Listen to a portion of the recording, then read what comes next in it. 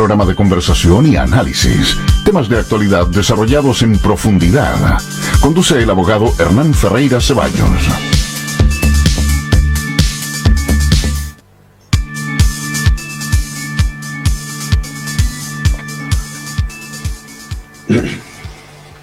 Hola, muy buenas tardes. Hemos ingresado a un nuevo espacio, una nueva emisión de Espacio Libre con las pantallas y las plataformas de Polar Comunicaciones, que nos permite dar este programa. Bueno, en esta oportunidad, como siempre, personas que nos tienen mucho que decir, mucho que contar, y en esta oportunidad un invitado muy especial, muy conocido además, un gran comunicador, ingeniero comercial, humorista, actualmente conductor de Conectados con Agricultura en Radio Agricultura. Me refiero a Sergio Checho Iraña, que le agradecemos desde ya todo el esfuerzo que hace, la gentileza que tiene en atendernos. Sergio, hola, buenas tardes. Buenas tardes, al contrario, gracias por invitarme a tu espacio y encantado de poder conversar en un espacio libre. Ojalá que tengamos muchos espacios libres de aquí al futuro. Bueno, te cuento que el nombre del programa justamente es eso, justamente porque aquí pensamos que la libertad en Chile está en riesgo, en general en el mundo, pero en Chile especialmente está en peligro. Así es que por eso que ahí está el nombre del programa. Tiene su sentido. ¿Qué?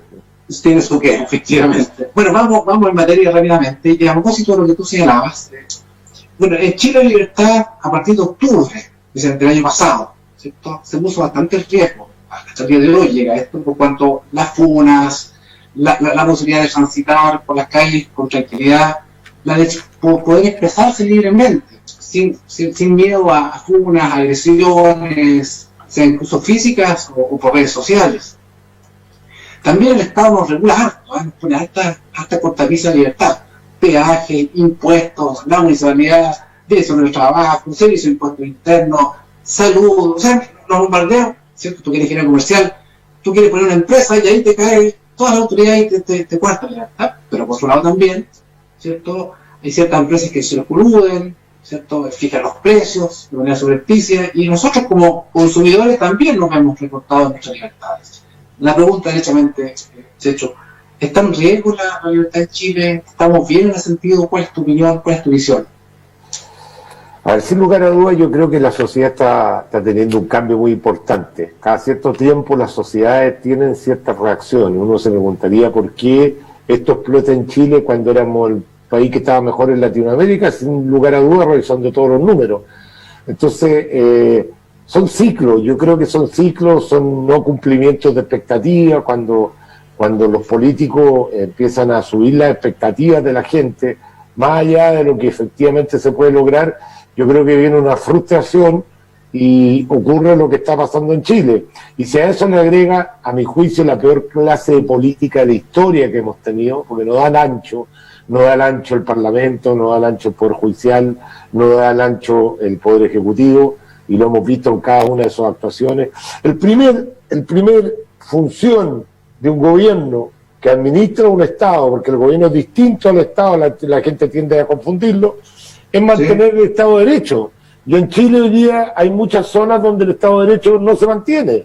Y si no, hay que preguntarle a la gente que vive en la Araucanía cómo viven aterrados, hay que preguntarle a la gente que vive en los bordes de la Plaza Italia cómo viven aterrados, que no pueden entrar a su hogar. ¿Por qué? Porque la principal función del gobierno, que es mantener el orden público y el Estado de Derecho, no lo está cumpliendo.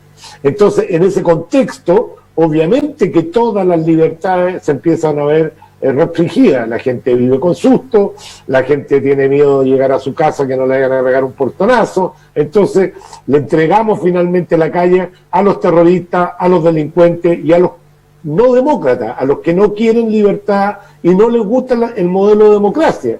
Entonces eso hace que estemos como estamos, definitivamente. Sí, bueno, comparto también esa visión. Ahora en octubre viene, ¿cierto? Y parte del programa, de este programa se va a enfocar un poco en eso.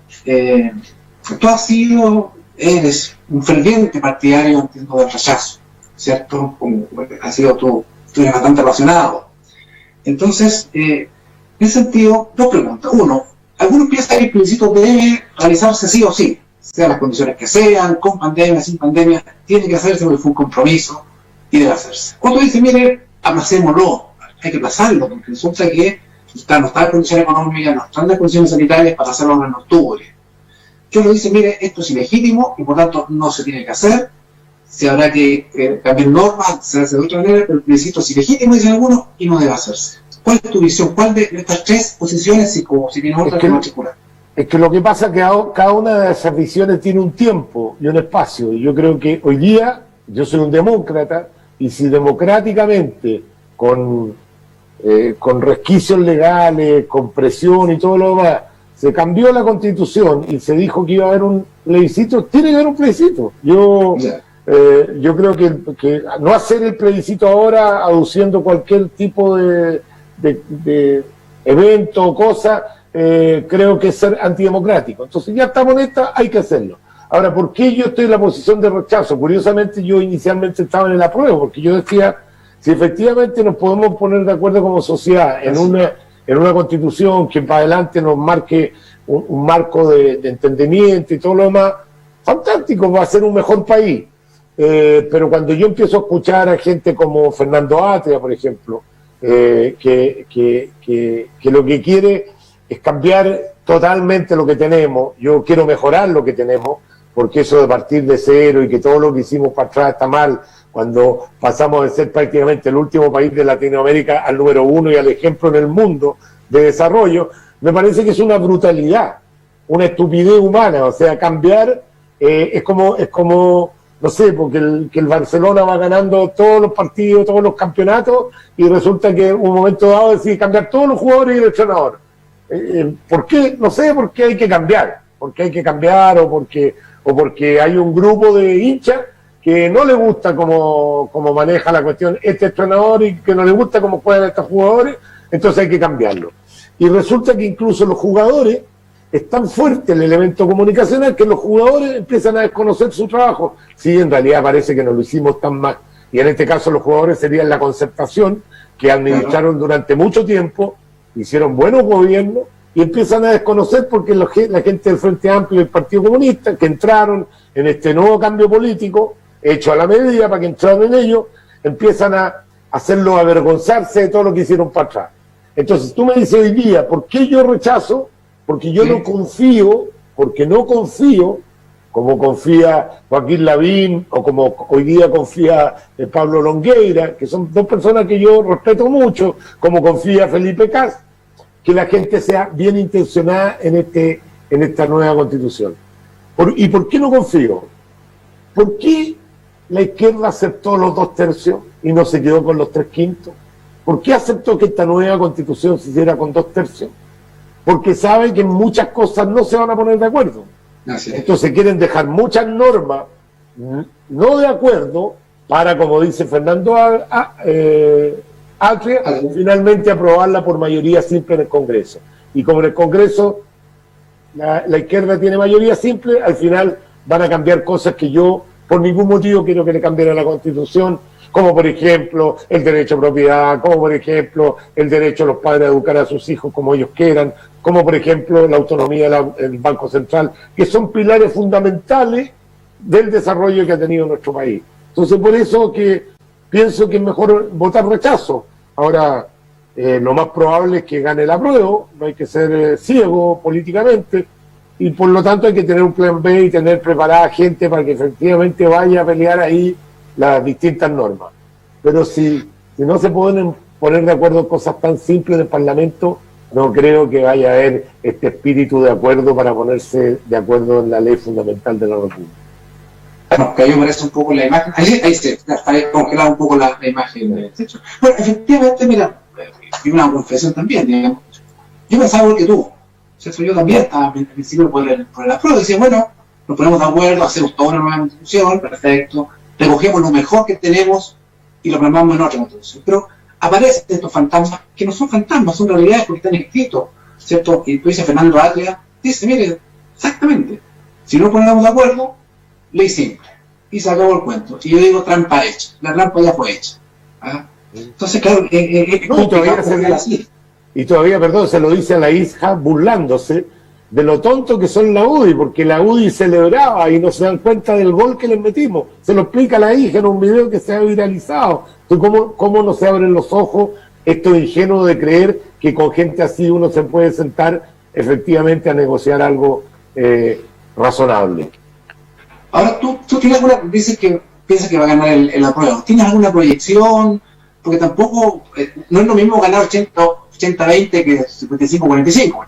¿Tienes alguna proyección? Lo que pasa es que hay muchas encuestas, va desde las encuestas más populares que hablan de efectivamente un 80-20, hasta las encuestas que está haciendo el Comando del Rechazo, que hablan de un 40-60, que a mí me parece que debería estar más cerca de la realidad.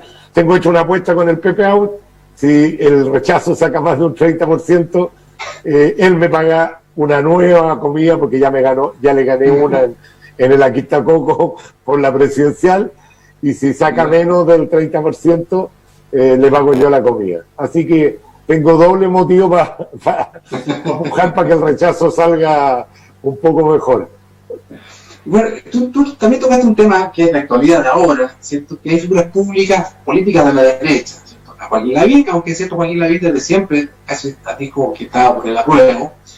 Se suma hoy día Pablo Longueira, ayer domingo se suma Pablo Longueira. Entonces hay una explicación, algunos dicen, mire, mejor es que gente de derecha lidere el apruebo, porque si gana el apruebo nadie celebra, ¿cierto? Otros dicen, mire, hay que tener un puente a esta gente, porque la derecha no es el 70, no es el 100%, hay que tener un puente hacia los demás. Entonces, casi juntos como hermanos. Disculpa, la expresión es un poco irónica, pero es esa la visión. ¿Qué piensas tú al respecto? ¿Es válida, no es válida, es lógica? Lo que pasa es que esto también tiene que ver con los tiempos. Si Joaquín Lavín, si Pablo Longueira hubiera aparecido el 20 de octubre diciendo ya, ok, pero vamos todos por el apruebo, porque si no, esto va a ser un triunfo de la izquierda, vamos por el apruebo y peleemos en la constituyente lo que nuestros principios. Pero sale 55 días antes del plebiscito, cuando ya la gran mayoría de la gente que va a rechazar tiene definido el rechazo, y la más gran mayoría de los que va a aprobar ya lo tiene definido. Entonces, ¿qué es lo que pasa aquí? Que mucha gente que sigue a Longueira, porque nadie duda que ha sido un líder importante en la historia de nuestro país, pues, convirtió a un partido de derecha en el partido más popular, que duda cabe que es un estratega político, pero que salga a esta altura, lo único que va a hacer es convencer a algunos que estaban por el rechazo que se pasen al apruebo, y le va a dar un mayor porcentaje al apruebo. Y ponte que el apruebo gane 90-10. ¿Tú crees que alguien del apruebo va a decir, no, pero este es un triunfo de la derecha y de la izquierda? Va a decir, este es un triunfo de la izquierda. Van a hacer que la derecha se sienta tan derrotada que no pueda prácticamente ni opinar, porque hay un mandato popular, tenemos el 90% para cambiar la constitución de la dictadura. Yo lo estoy escuchando el resultado.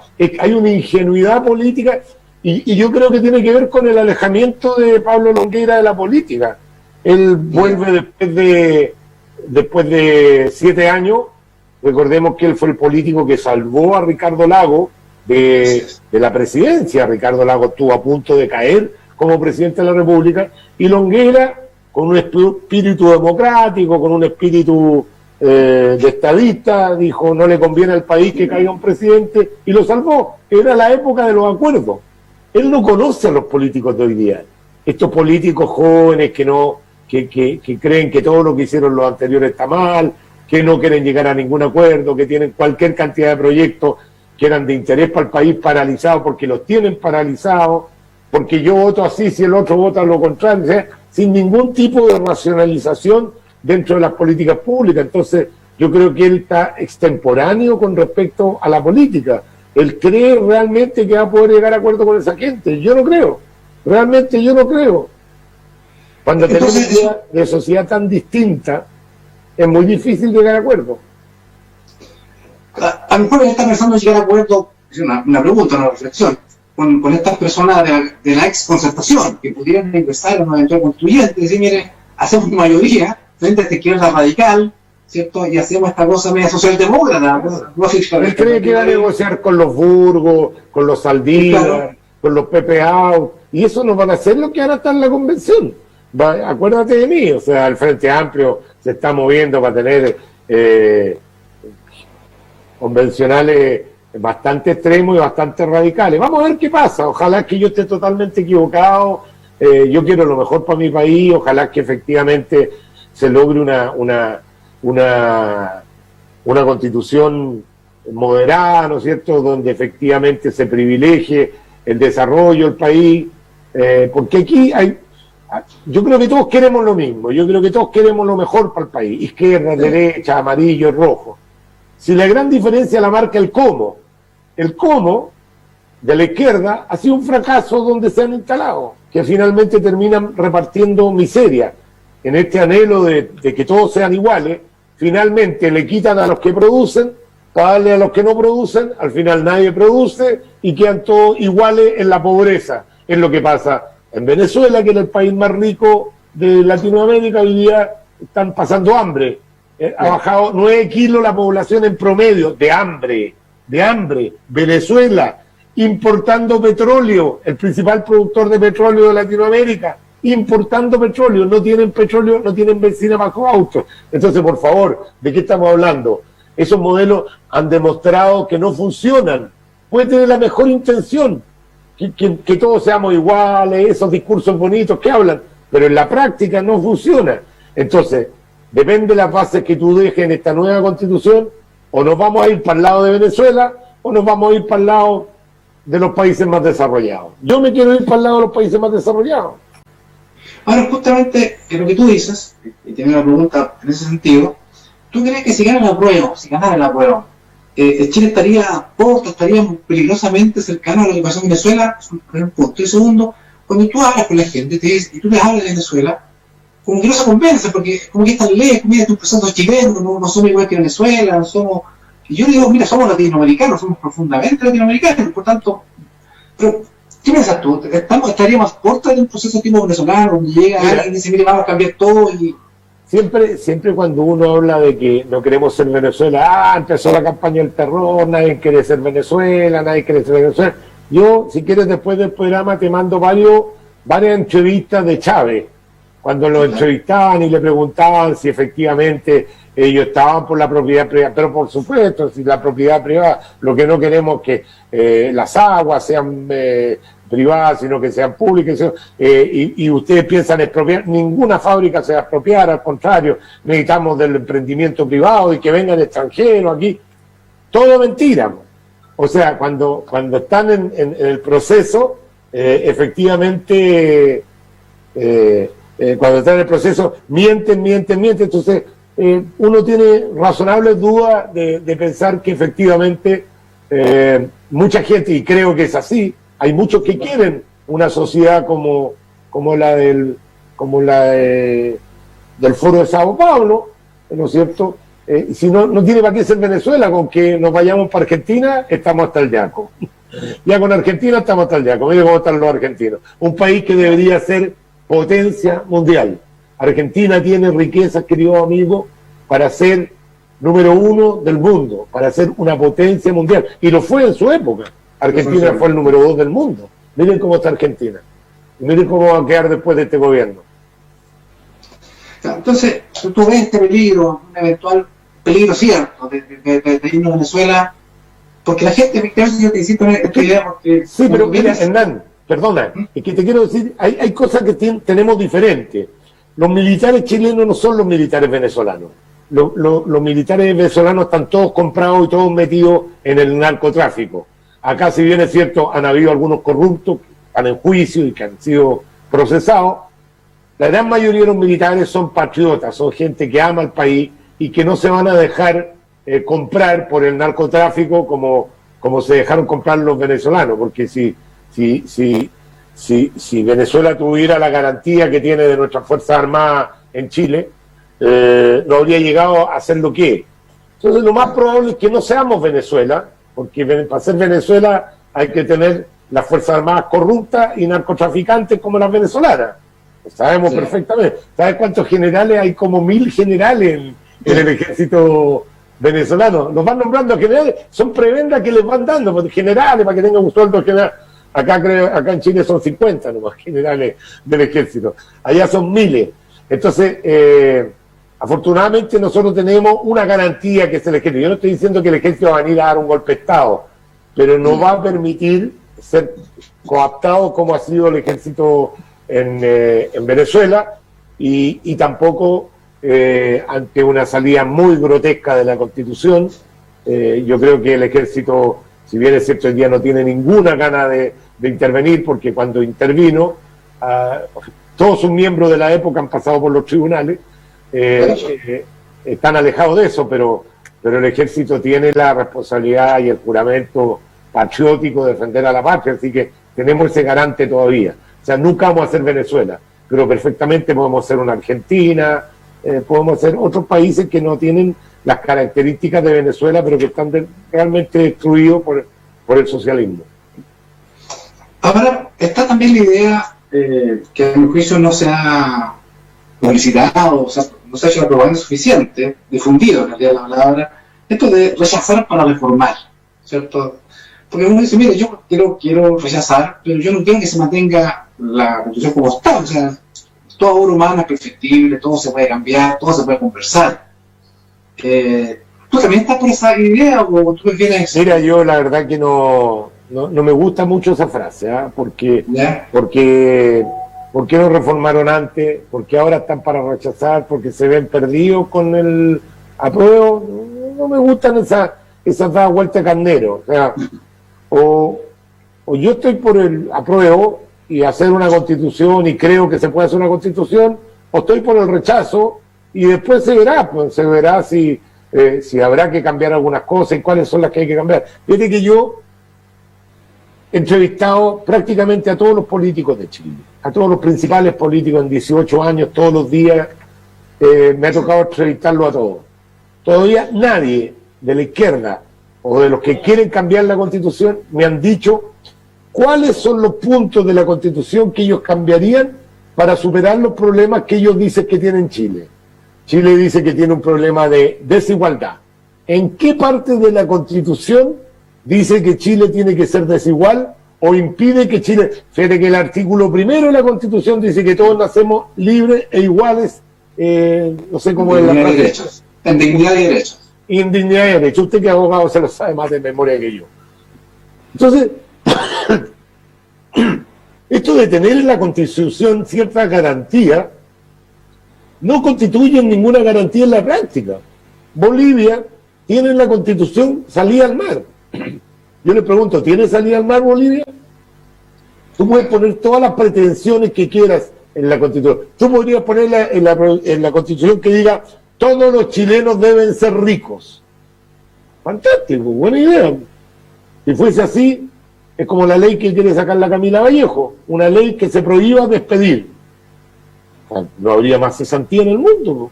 Todos los países deberían tener esa ley que se prohíbe despedir y no hay más cesantía. Las cosas no funcionan así. La gente que propone ese tipo de cosas es porque nunca en su vida le ha trabajado un peso a nadie. Para que Camila Vallejo diga que hay que proponer, y la presidenta Lacour también del Partido Comunista, que está proponiendo ahora que se saque una ley para que no despida gente, quiere decir que nunca en su vida han dado un empleo.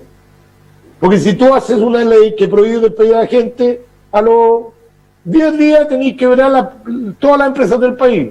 Si una empresa no tiene ingreso hoy día, porque no puede operar, ¿cómo va a pagar los sueldos? ¿Cómo por ley le va a obligar a pagar los sueldos? Ya, paga el primer mes, paga el segundo mes, el tercer mes el dueño de la empresa tiene que vender su auto, paga el cuarto mes. Después vendió la casa, paga el quinto mes. ¿Y después qué hace?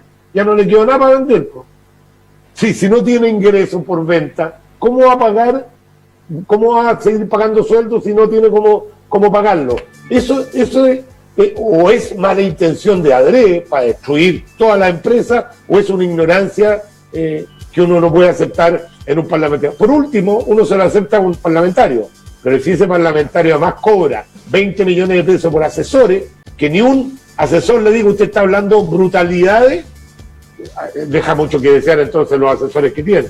Entonces mira, todo esto es una mentira, una cosa populista, de decirle a la gente aquí se le acabaron los problemas. ¿Qué tiene que ver la Constitución con las pensiones? Nada. En ningún artículo de la Constitución está el tema de las pensiones. Esos son, como abogados saben, se manejan por leyes.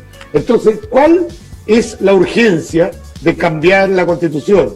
¿Cuáles son los artículos que va a hacer mejor este país? Entonces uno dice, no, aquí quiere cambiar la Constitución para sacarle esos pilares que han hecho que este país se desarrolle. Y eso es lo peligroso, porque si le saca esos pilares, yo te firmo que Chile se convierte en Venezuela. Ahora, pero ¿cómo se canaliza? Porque es cierto, a mi juicio, que tú hablas con las personas y hay un anhelo de cambio, como que hay un cansancio, no sé si por lo que ha pasado a partir de octubre, pero hay cierto cansancio, como que la gente quiere renovar algo, ¿eh? Quizás una promesa que le metieron en la cabeza, pero hay una especie de cansancio y querer cosas nuevas. ¿Cómo se canaliza este anhelo de mejorar las cosas? Pero que yo tengo una idea muy loca, que hay a raíz con lo que voy a decir yo. Yo creo que Chile necesita un cambio, pero un cambio político. Yo, si fuera por mí, sacaría todos los jueces, todos los parlamentarios, todos los fiscales y todo el presidente de la República y todos los ministros. Y renovaría totalmente la política. La política está llena de mañas, de cosas raras. Esta clase política es lo peor que hemos tenido. No dan el ancho en general.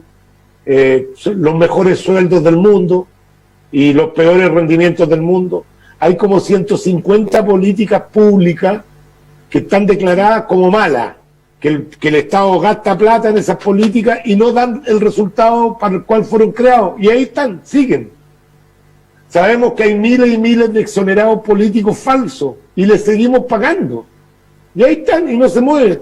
¿Y qué pasa con los políticos? No, porque no conviene mover mucho esto, porque ahí está la izquierda y te echáis en contra a esta gente y no conviene para la próxima votación. Entonces, los políticos están pensando en la próxima elección y no en la próxima generación. Necesitamos gente patriota que llegue a gobernar pensando en el país, en el futuro del país y no en sus intereses personales. Yo creo que, de verdad, si tú me preguntas a mí, mi pesimismo responde a que con esta clase política, con estos líderes, no vamos a salir. Oye, ¿cómo vamos a salir? Tú eres abogado, a lo mejor tú me puedes discutir porque sabes más que yo de esto, pero ¿cómo puedo entender que un juez, que carabineros paran a un auto, le hacen abrir la maleta, el tipo lleva armamento y plata y se nota que es un delincuente, el juez, en vez de felicitar al carabinero, deja libre a los delincuentes y penaliza a los carabineros por el procedimiento que no era el adecuado? Con jueces así estamos hasta el yaco. Perdóname que te diga, para mí ese juez, al día siguiente debería haberle pegado una PLR y fuera de su puesto. No puede seguir ejerciendo un tipo con ese descriterio. Y después esas personas se ven involucradas en un crimen, las mismas que dejó libre. Entonces, por favor, o sea, está bien una cosa que la justicia garantista, defender al delincuente, pero en este país, bueno, estamos todos locos. Los delincuentes tienen derecho, abogados pagados por todos los chilenos, y las víctimas no. O sea, el mundo al revés, y hemos permitido que esto vaya generándose, y ahí estamos, pues, de brazos cruzados mirando este triste espectáculo.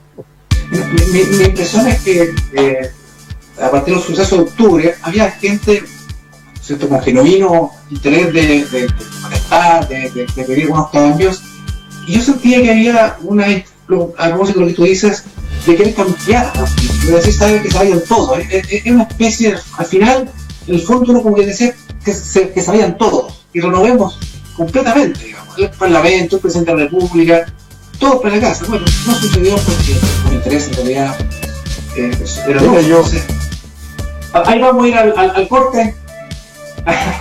Así que te pido una cosa a celebrar y vamos al corte comercial. Ahí se va la musiquita de repente. Muy bien. Así que vamos y volvemos. Espacio libre, no es necesario para conversar. A comercial y volvemos.